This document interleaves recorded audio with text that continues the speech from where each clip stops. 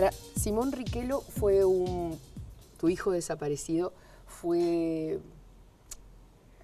¿cómo decirlo? Un estandarte como Mariela Zaffaroni. Fueron dos niños, dos caritas de niños chicos. El tuyo era muy bebé. ¿Cuántos días tenía? 20 días. Esa foto. Ah, 13 días, 13, 14. Y bueno, y de alguna manera impactaron tan grandemente en la sociedad uruguaya, creo que muchos entraron a reconocer el fenómeno de los derechos humanos a través de la reivindicación que hacía tanto María Esther como tú, como tantas otras madres y abuelas. Bien. En el caso mío, lo paradójico que era la madre, que no era la abuela. Casi es un hecho muy, claro, muy aislado, ¿no? El niño en general a esa edad está siempre junto con la madre, o sea que el secuestro de la madre implicaba muchas veces secuestrar. Lo milagroso es que tú estuvieras viva. Claro, en este caso porque eras la que estabas presa, detenida y torturada. Los dos padres, Mauricio Gatti, alcanza a refugiarse en Europa y sobrevive. Muere antes que encontremos a Simón, claro. Pero de todas formas, en un momento estábamos los dos buscando, cuando eso en Argentina, el lugar donde estaba la búsqueda central, era increíble. Contame por qué estabas en Argentina. En el 73, sí. Y yo me fui porque como los hechos que estaban sucediendo acá en el país, yo me fui un poco antes de que se diese el golpe de Estado, en abril del 73, fui requerida.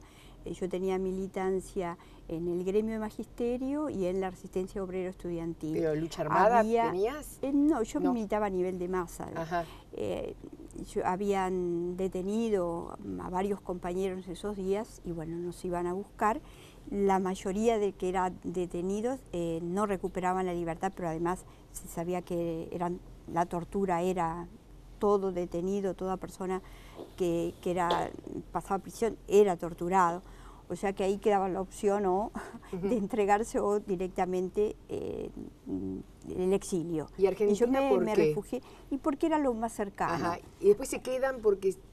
Y bueno, se da el golpe de Estado, claro. En Uruguay, en junio del 73, en septiembre del mismo año 73 en Chile, y ya prácticamente es solamente Argentina la que va quedando como país democrático. El resto del Cono Sur queda bajo dictaduras. Hasta que se desata hasta en la el 76, en marzo del 76, furia, ¿no? Cuando se da el golpe de Estado en Argentina, ahí que era el gran refugio de los perseguidos políticos de toda esta región, es cuando se rompen las barreras y la coordinación represiva empieza a actuar con la entrada de los ejércitos de los países vecinos para secuestrar con lo que ya estaba definido de antemano a través del Plan Cóndor. Nadie iba a quedar con vida y es cuando aparece la figura esa del desaparecido. O sea, todos los procedimientos iban a ser irregulares, por eso eran civiles, no portaban uniformes, cuando iban a hacer los procedimientos, eran procedimientos clandestinos, los lugares donde iban a ser llevadas las víctimas eran lugares implementados especialmente para esos fines, torturar, arrancar información y luego la persona no sobrevivía. Vuelvo a la mamá que a los 13 días le saca una foto al bebé, la mamá que inscribe ese bebé con documentación falsa. ¿Qué está pensando esa mamá? Esa Sara que hay que sobrevivir, de 70 y que era muy difícil, 76, ¿no? 76. Sí, prácticamente estaba cayendo mucha gente extranjera, uruguaya. El 19 de abril matan a Telva Juárez, aparece su cuerpo en Buenos Aires, el 19 de abril 76. Bueno, Gutiérrez Ruiz, Michelini, es en la misma fecha, el mismo cuerpo represivo de oficiales uruguayos que intervienen en la Argentina va a ser en todos estos procedimientos. ¿Tú eras tan importante políticamente? Gerardo Gatti va a desaparecer también el 9 de junio de ese mismo año. ¿Tu compañero? No, el hermano.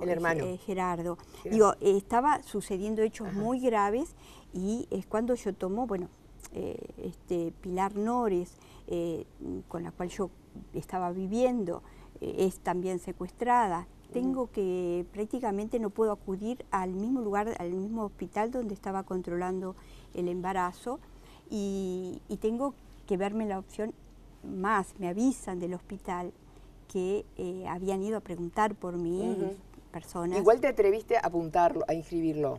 No, ahí es que me veo obligada a cambiar el documento, tenerlo en una clínica privada, al parto, y después 2 días ya en casa.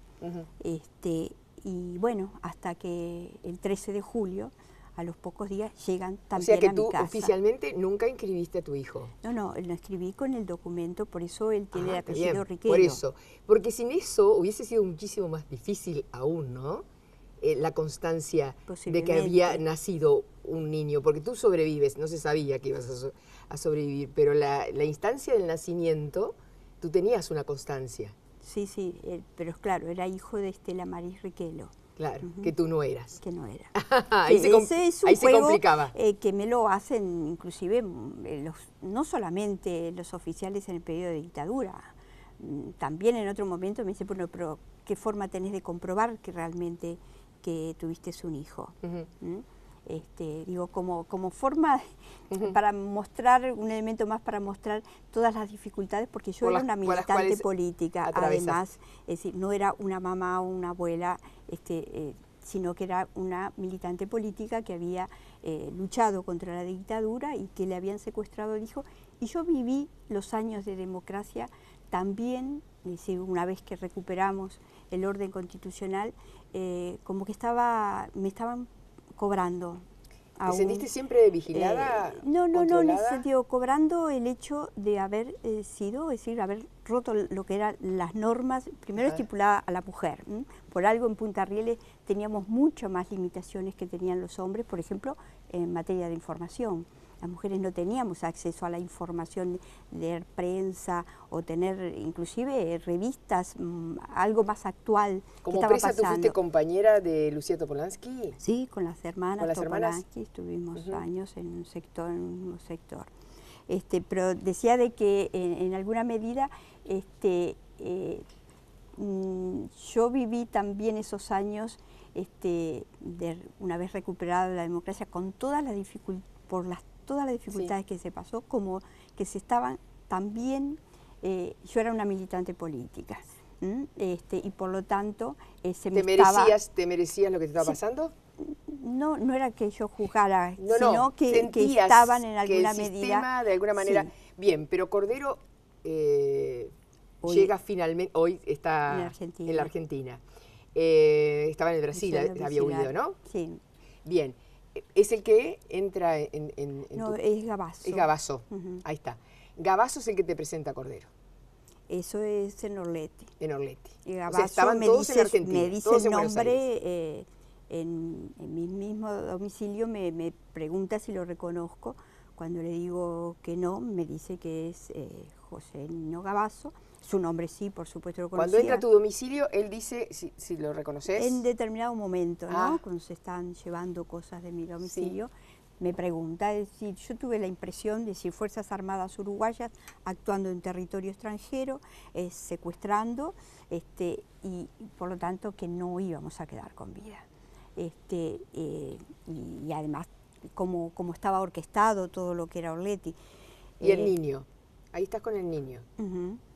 Sí. No te me vayas a otra cosa, la mujer política no, la mamá también un poquito, que es la que funcionó todo el tiempo con la mujer política.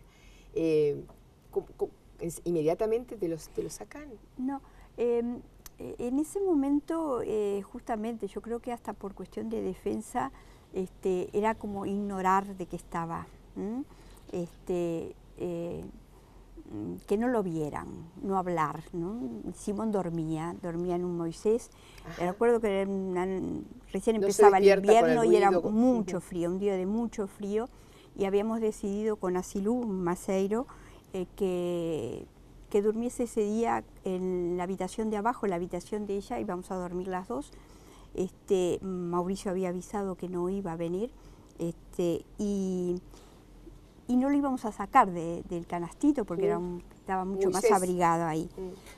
Entonces, cuando entran rompiendo vidrios de la puerta, haciéndose de la llave que estaba en el lado interior y bueno, y todo ese operativo que uno quedaba paralizada, inmediatamente yo sentí como que una distancia muy grande con el niño, que era como la forma de protegerlo, no existía.